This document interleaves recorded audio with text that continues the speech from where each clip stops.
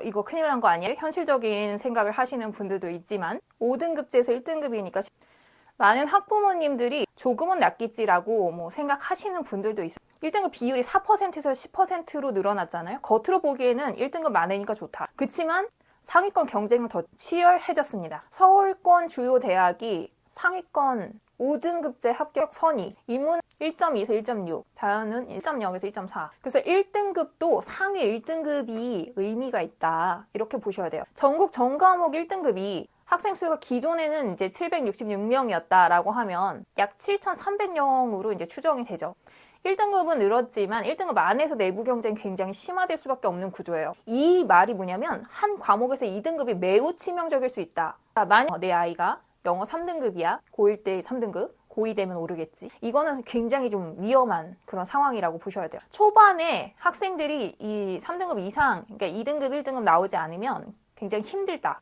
그래서 한 과목 구멍이 굉장히 치명적인 지금 시스템이라고 보셔야 돼요. 지금 입시 구조가. 청담고는 영어 쉬운 그런 학교는 아니라고 보셔야 돼요. 물론 어디나 학생들의 수준에 따라서 물론 이제 점수가 달라지는 건 맞지만 기본적으로 상위권 학생들은 그렇게 변동이 심하지 않습니다. 100% 객관식으로도 나온다고 하면 이거는 굉장히 그 오답을 많이 고르게 하는 전략으로 갈 수밖에 없어요, 학교가. 그리고 당연히 지문 길이는 굉장히 긴 편이에요. 압도적으로 길고요. 변형 유형도 많은 편이죠. 그러면 생각해보세요. 학생들이 어떤 그 외부 지문 가지고 문제를 풀어야 되는 상황에서 지금 문제 유형도 다양하고 거기다가 이제 객관식이니까 뭔가 오답을 자꾸 고르게 유도를 할 거란 말이에요. 그러면은 아무래도 학생들이 시험 보는 내내 시간이 부족할 수밖에 없습니다. 그리고 아까도 말씀드렸지만 2등급이 나오면 상위권은 힘들다라고 보셔야 돼요. 물론 이제 내가 그 아이를 중상위권으로 보내겠다. 그러면은 3에서 2로 가서 나중에 1로 올려야지. 이거는 가능한데 당장 상위권을 받지 못하는 학생들은 수시가 사실 힘들다라고 보셔야 돼요. 단순히 많이 풀고 지문 외우고 단어 외우고 이런 걸로는 택도 없다. 5등급에서는 무조건 등급이 높아야 된다라고 보셔야 됩니다. 우선은 학생이요. 시간을 통제할 수 있는 능력이 있어야 되고요. 그리고 실수가 거의 없어야 된다. 학생들이 열심히는 하는데 대부분의 학생들이 정말 그 문제를 풀었을 때 제대로 풀어내는가, 머리를 제대로 쓰고 있는가 이런 것들을 살펴보면 하는 척하는 학생들도 꽤 많아요. 그냥 주어진 과제를 해결하는 정도?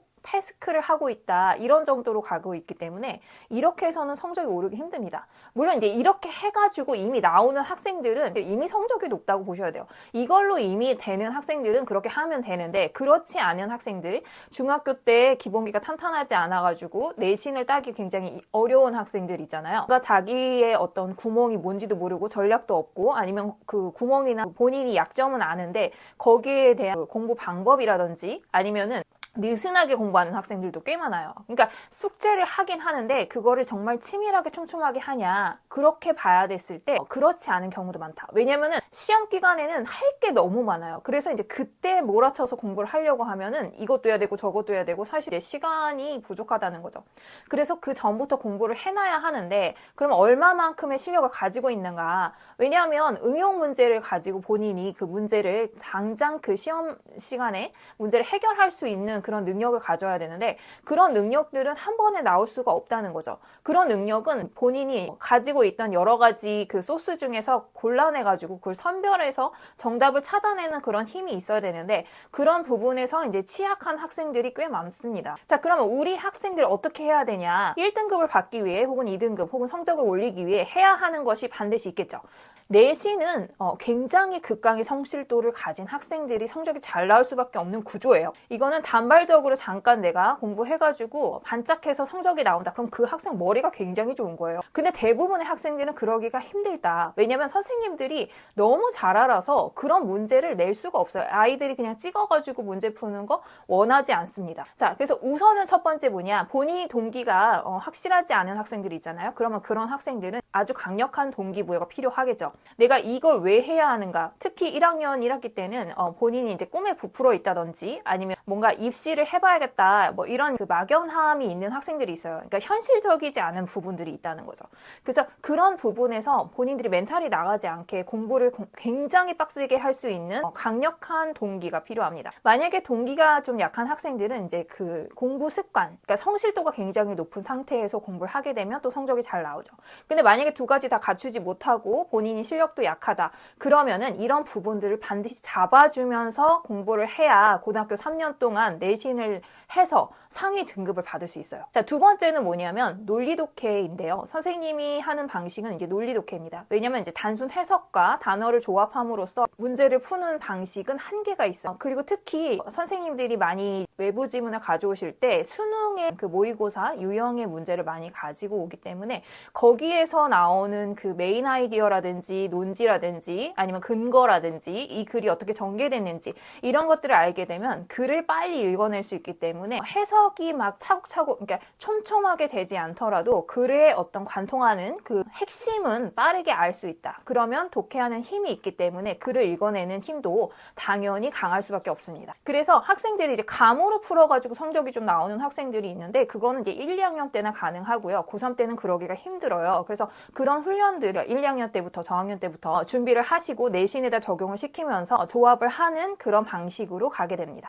자, 세 번째는요. 디테일하게 독해를 하셔야 돼요. 왜냐면 어쨌든 내신은 선생님들의 어떤 취향에 따라서 문제가 나오기 때문에 거기에 맞춰서 선생님들이 중요하다고 생각하시는 그 출제 유형에 맞는 굉장히 디테일한 포인트들을 잡아내는 것들이 필요합니다. 그러기 위해서 학생들이 지문을 많이 숙지해야 되는 것도 맞고 거기에서 어떤 포인트를 잡아내서 시험 문제에 나올 만한 단어라든지 아니면 어법이라든지 이런 부분들을 빨리 캐치하고 그것을 토대로 시험 공부를 하시면 아무래도 시험 문제를 풀 때 유리할 수밖에 없겠죠. 학생들이 많이 헷갈려하는 부분들 이제 주어 동사 찾는 거에서 동사 문제, 본동사랑 준동사 문제, 그다음에 이제 관계사절, 뭔가 이제 연결하는 애들에게 어디가 삑살이 나오는지 이런 것들을 많이 물어봅니다. 그리고 만약에 이제 어휘 문제를 좀 많이 내는 그런 선생님이 걸린다면 그 어휘 같은 경우는 그냥 단순히 어휘가 아니라 반의어, 동의어까지 파생어까지 알아야 사실은 이제 시험에서 유리할 수 있다. 이제 네 번째는 오답인데요. 본인이 취약한 부분들이 반드시 있을 거예요. 이제 학생들이 일괄적인 그런 프로그램으로 들어가게 되면 거기에서 본인이 어느 부분이 약한지에 대해서 정확하게 모르는 경우들이 있어요. 이제 이런 부분들을 정확하게 진단받고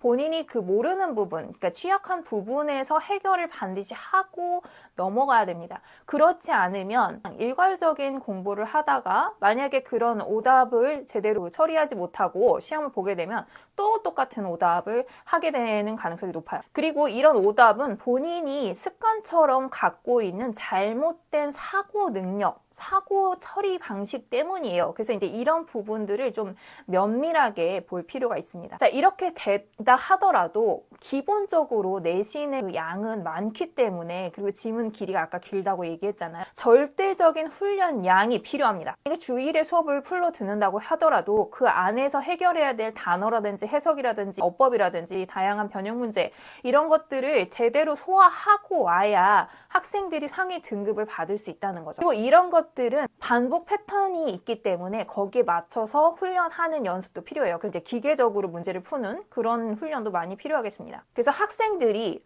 단순히 의지를 가지고 내가 시험 공부 해봐야지 선생님이 이제 숙제 줬으니까 그거 해봐야지 이 정도로는 상위 등급 받기가 좀 힘들다. 만약에 내가 영어를 잘하는 학생이면 가능하겠지만 그렇지 않은 그냥 평범한 학생의 경우에는 그게 쉽지 않기 때문에 굉장히 촘촘한 공부가 필요하고 거기에 따라오는 시스템이 공부 시스템이 반드시 뒷받침돼야겠습니다. 우선은 영어는 외국어기 때문에 학생들이 해석하느라 급급하는 경우들이 생길 수 있어요. 그러면 이제 단어 몰라서 해석 몰라서 뭐 아니면 어법을 몰라서 뭐 이런 경우들이 있는데 그 문제가 유형이 여러 가지고 단순한 해석 문제만 내지 않기 때문에 문제 유형에 맞게 그 선생님이 내시는 유형에 맞게 반드시 소화가 돼 있어야 된다. 그래서 조금 더 난이도가 있는 어려운 문제도 응용할 수 있는 수준으로 만들어야 한다. 그리고 그거는 그냥 시험 기간 동안 된다라고 볼 수는 없고요. 굉장히 그 촘촘한 공부 평소에 이루어져야 하겠습니다. 그래서 이제 출제자의 논리로 따졌을 때는 문장 구조가 분해가 될 수 있어야겠죠. 내신이기 때문에.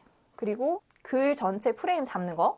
그 다음에 선지를 어떻게 제거할지 근거가 있으셔야 되고요. 정답을 바로 뽑아낼 수 있는 그런 이제 눈썰미까지 훈련이 필요하겠습니다. 그래서 5등급제에서 가장 기초적인 게 뭐냐? 제가 제안하는 거 실수 유형을 데이터화해야 하고요. 학생별 취약점의 유형이 분류가 돼 있어야겠습니다. 그리고 시험 직전에 반드시 점검하는 체크리스트 필요하겠고요. 그다음에 시간 분배 시뮬레이션까지 해서 그 시험을 실제 보는 것처럼 연습하는 시간을 확보해야겠다. 실제 영어 내신을 40점에서 60점 받던 학생들이 한 학기 만에 100점을 맞았던 사례들이 몇 번 있었는데요. 그런 경우들의 학생들의 그 태도를 보면 그냥 선생님이 하라는 대로 따라왔던 학생들인 것 같아요. 뭐냐면 선생님이 하는 거에 대해서 의문을 갖거나 숙제 다 못한다든지 뭐 이런 학생들은 사실 성적이 오르는데 더딘 건 사실입니다.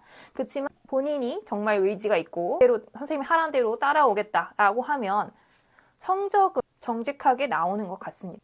5등급제는 방금 말씀드렸듯이 상위권 내부에서 경쟁이 굉장히 강화될 가능성이 높아서 서울권의 목표, 상위 대학을 목표로 하는 학생들 같은 경우는 영어는 무조건 1등 그리고 이제 상위 등급의 점수를 받아야 된다. 그리고 평균 1초대로 관리를 하시는 게 좋고요. 과목에서 구멍이 있으면 굉장히 치명적일 수 있다. 청담고 1학기 중간고사를 준비할 그 출발점이 바로 이것이라고 보셔야겠습니다. 물론 이제 학생마다 등급마다 다르겠지만 학생들이 정말 대학을 가겠다. 꼭 수시가 아니더라도 내가 이번 중간고사 잘 보고 싶다. 그러면 반드시 선생님이 하란 대로 따라와서 제대로 공부를 해보면 좋겠습니다. 자, 이런 학생들은 반드시 필요해요. 2, 3등급에서 1등급으로 올라가야 되는 학생들, 1등급은 한번 나오지만 유지가 잘 안 되는 학생, 시간 부족이 반복되는 학생, 감으로 찍는 학생. 그래서 5등급제에서 전략이 불안한 학생 학부모님들. 자, 입시판이 바뀌었죠. 이제는 1등급을 받는 게 목표가 아니라 1등급을 유지해야 되는 구조고요. 지금 구조 못 잡으면 3년 내내 힘들다고 보셔야 돼요. 하지만 지금 잡으면 3년이 편해질 수 있다. 지금 바로 영어 전략을 제대로 짜서 선생님과 함께 해보시면 좋겠습니다. 댓글에 링크 확인하시고 궁금한 점 있으면 댓글로 달아주시던지 댓글에 있는 링크 보고 확인하시고 연락 주시면 되겠습니다.